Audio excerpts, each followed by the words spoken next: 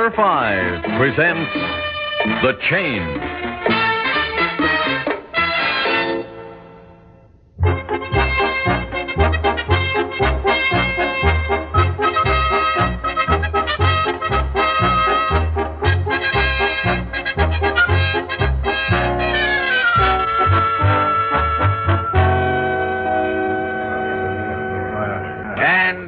Now, gentlemen, in summation, we've weighed everything. Our military strength, position, their strength, the politics, the economics, everything relevant. And as of this moment, the scales are in perfect balance. Well, General, are you saying we've reached a stalemate? No, Senator. A stalemate occurs when both sides have exhausted their forces. But unless there is bilateral disarmament of nuclear forces, we can only adhere to the present policy. Since nuclear disarmament seems a long way off, then the suggested course would be to bend all efforts to preventing brush fires? Yes. But sometimes a brush fire seems to start without a match.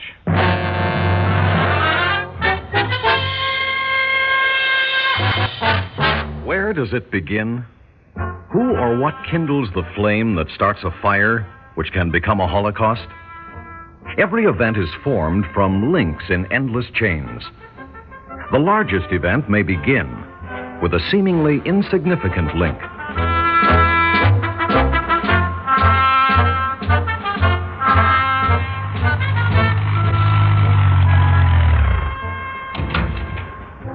The United Nations building, please. Yes, sir. Beautiful day, isn't it, sir? What? Oh, yeah, yes, it is. My wife's always beefing. Says I'm working on all the nice days. Comes my day off, it rains. What does she want from me? Like I got... Look out, that dog! Gee. Yeah, some people letting their dogs run around loose. Like to give a guy a heart attack. Oh, gee. Hey, mister, you okay? I mean, you didn't bang your head or nothing when I stopped, did you? No, I'm not hurt. Look, could you move on, please? Yeah, sure. Well, maybe I better take you to a hospital? No, I'm all right. Just shaking a bit.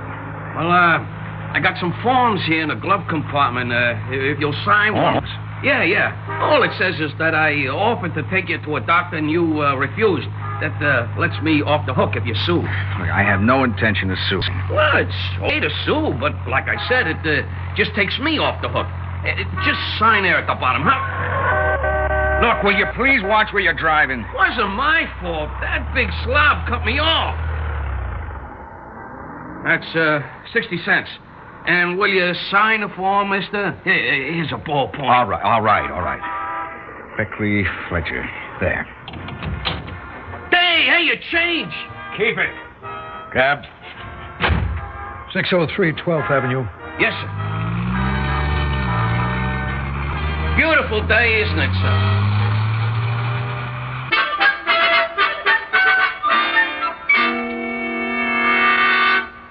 An ordinary event like countless others in every day.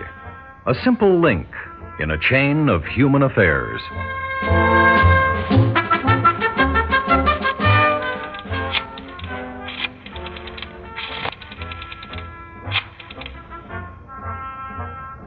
Hello, this is Fletcher. Will you connect me with Mr. Douglas, please?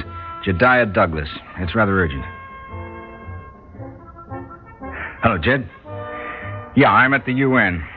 I'm afraid I've committed a super goof. I left my briefcase in a cab. I had all the copies of the Roganda report in it. Well, en route, he stopped suddenly to avoid hitting a dog, and I was a bit shaken. And I realized a moment after I got out of the cab that... Oh, no, I haven't told the chairman yet. Well, I was hoping that you could have some additional copies of the report run off and flown up in a diplomatic pouch. Yeah, I realize it's Friday. I suppose it can wait till Monday. In the meantime, I'll try to trace the cab. If I can get my briefcase back within a few hours, I won't have to ask for a delay. No, I certainly won't mention that I lost the report in the cab. I know a particular delegate who would make diplomatic mincemeat of such a truthful admission. Well, Roganda has waited 3,000 years for economic aid, so I don't suppose another weekend will make that much difference. So long, Jed.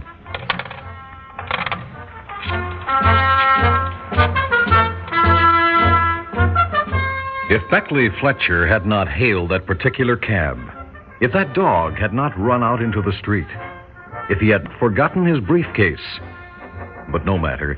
It's only a small embarrassment. Probably no more important than a link in a chain.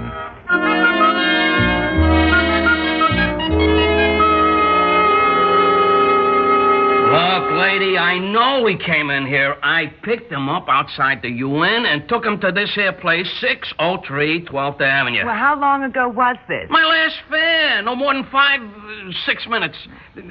After I spotted the briefcase on the floor of my cab, I put up the off-duty sign and swung around the block. I must have passed up maybe like 6 fares. Oh, let's see. Well, there was Mr. Westworthy. He came in with Miss Davis. The guy was alone. Before that, Mr. Gregson himself came by. Mr. Brooks Gregson. He's the head of the agency. Yeah, look, But that doesn't look like his briefcase. I don't think it's... Oh, say, that is good quality. Lady, how about skipping the appraisal, huh? I got a cab parked at the curb, maybe getting a ticket. So let me leave this and go. Oh, wait a minute. I'll ring his office. Hello, Sybil. This is Jeanette. There's a cab driver out here who thinks Mr. B.G. left his briefcase in a taxi. Thanks, Mike. I know that. Yeah, I know. Mm-hmm. Tonight? Oh, no, not tonight, sweetie. I promised Mother I'd watch TV with her, but I'd love to meet him. For crying out. Okay? I'm sorry, but Mr. Gregson is in conference. Yeah. So just leave the briefcase. I'll see that he gets it. Look, I'm sure it's his. Do you want to hang around for the reward? Lady. Oh, goodbye already.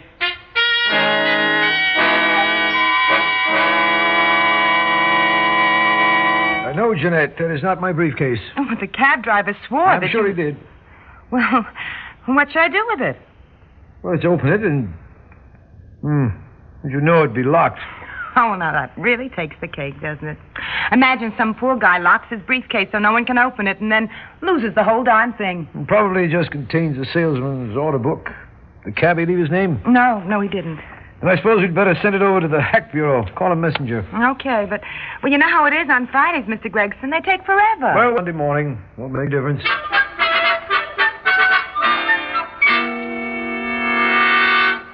For months, the country of Roganda has waited and waited. For months, the government of the United States has said they were making a careful of the situation. Months during which countless Rogandians patiently starved while they waited for a simple little report to the United Nations Committee on Economic Development. My own country offered aid time and again, but Roganda refused because she believed the United States would grant aid which would be administered by the United Nations. And at last, the reading of the report is found on the agenda. At last. But now Roganda is told there will be a small delay. The United States gives no reason for the delay. The delegate merely promises that on Monday the report will be read. I submit that on Monday he will say Tuesday, and on Tuesday he will say Wednesday, and eventually the session will end without the report being presented, while thousands of Rogandians live and die in the vain belief that...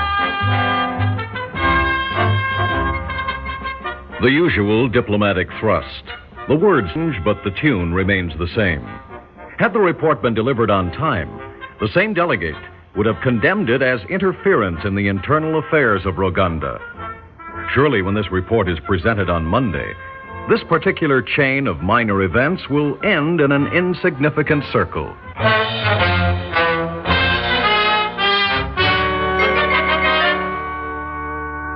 Good evening. This is Baldwin Andrews with the On the Hour News. The top story of the day broke within the last few minutes. Early this evening, the United States consulate in Roganda was stoned by an angry mob carrying signs of protest against Yankee imperialism. First reports gave little hint as to the reasons for the sudden flare-up, and for several hours, the Rogandian government imposed strict censorship on all dispatches. But we now have a report from a reliable source. The neutralist government of Premier Bartre has been deposed by a military junta. A government overthrown. Coincidence? No. An inevitable event forged from successive links in a chain, still growing, link by link, threatening to enfill the earth.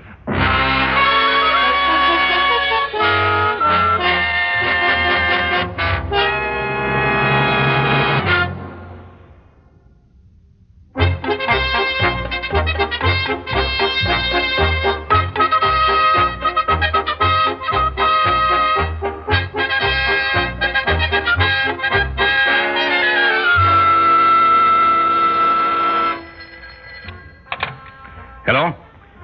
Put him on. Hello, Jed. Well, I received the copies of the Roganda report this morning, and a few minutes after I got them, I heard from the Hack Bureau. My briefcase was turned in. I'm up to my ears in copies, but I don't know what to do with them. Well, the way I see it, we're hanged if we do and hanged if we don't. We can't make the offer of aid to the new government until... Oh, wait a minute, Jed. That's about the largest dose of diplomatic buck-passing I've heard. Well, all right, you can call it the straw that broke the camel's back, but there was a lot of... What? Well, I haven't any more idea of that than you do. What does National Intelligence say? Hold on, Jed. Suppose I present the report and hear the reaction. Maybe it'll give us the answer.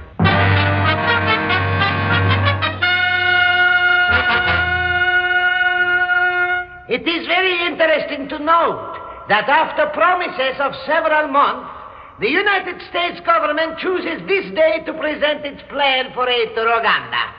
This very day, when the delegate from Roganda is not a legal representative of his government and can accept only in behalf of the imperialist puppet regime which no longer rules Roganda. This is clearly an attempt to foster counter-revolution against the Republic of Roganda. I move that the chairman table the reading of the report until the legal representative of the government of Roganda can accept in behalf of the people of his country. And if I may add, I will not be surprised if the United States government will withdraw its plan for aid when the legal representative of Roganda is seated.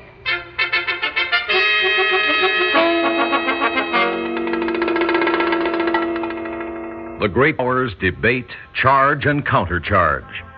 But both East and West are aware of the dangers in upsetting the balance of the scales. An anxious world watches and waits, fearing that one of the great powers will make a military commitment which will cause a counter-commitment from the other side.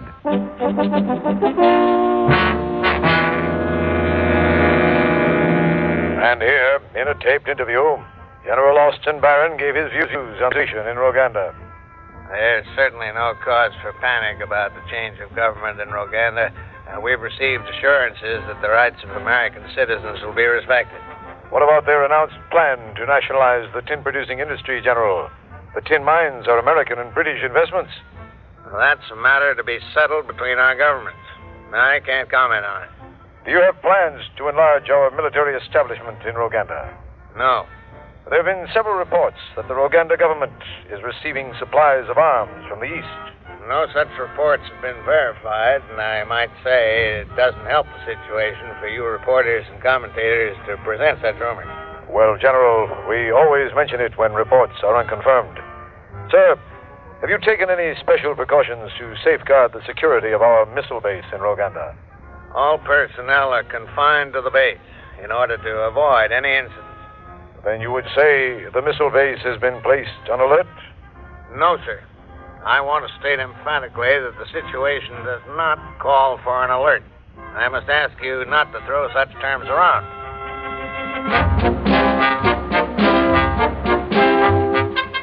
The general and all military men on both sides have learned to fear escalation, a chain of events which increases too rapidly to control. To the great powers, there is little to gain and everything to lose. The military status quo must be maintained. At the United Nations, national interests are temporarily put aside.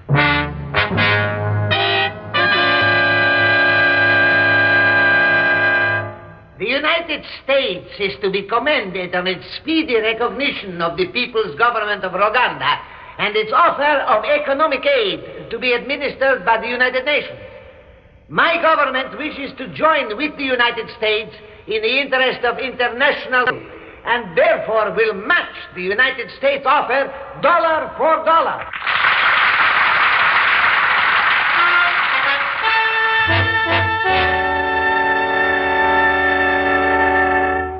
The political generals, as well as the military ones, recognize the danger. An unusual show of international cooperation is beginning to result from a series of events which could have led to war if the great powers had tried to gain a small advantage from the situation. Stability and balance have become the watchwords of our time.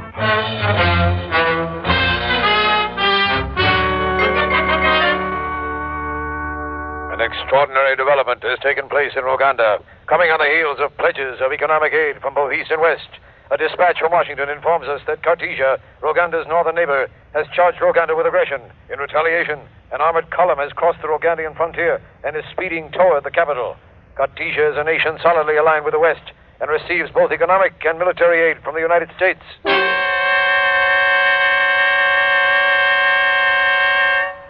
Charge the United States with instigating aggression by Cartesia against the People's Republic of Rwanda. My government proposes that the United Nations call for an immediate ceasefire. Our ambassador condemned the charge against the United States as irresponsible, but joined in the plea for an immediate ceasefire. Latest dispatches from Rwanda are conflicting, but it seems certain that Cartesian troops have penetrated far into the interior of Rwanda. Who is to blame for the threat to the balance of the scales? Rwanda? Cartesia? What caused the outbreak of war between these tiny nations? Who fired the first shot? These are questions that need no answering at the moment.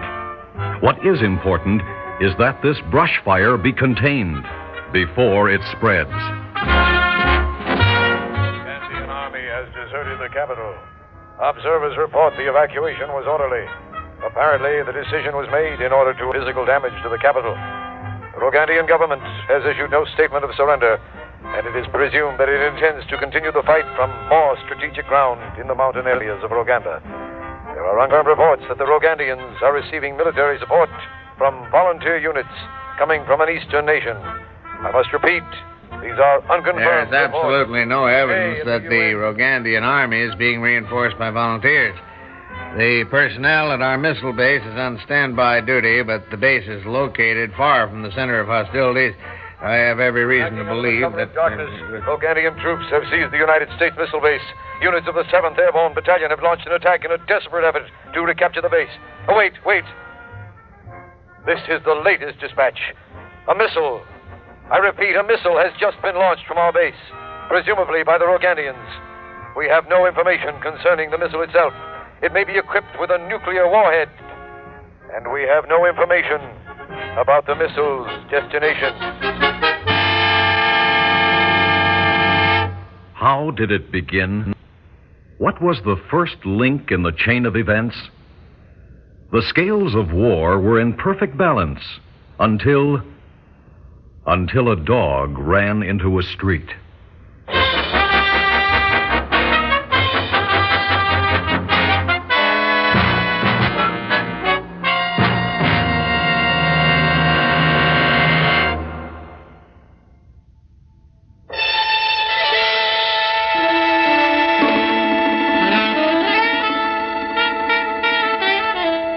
Theater 5 has presented The Chain, written by Leonard Stadd, produced and directed by Warren Somerville. In the cast, Robert Dryden, Gil Mack, Stan Watt, George Petrie, and Natalie Priest. Audio engineers Neil Pultz and Marty Folia. Sound technician Ed Blaney. Script editor Jack C. Wilson. Original music by Alexander Vlastotsenko. Orchestra under the direction of Glenn Osser. Executive producer for Theater 5, Lee Bowman. We invite your comments. Write to Theater 5, New York 23, New York. That's Theater 5, New York 23, New York. This is Fred Foy speaking.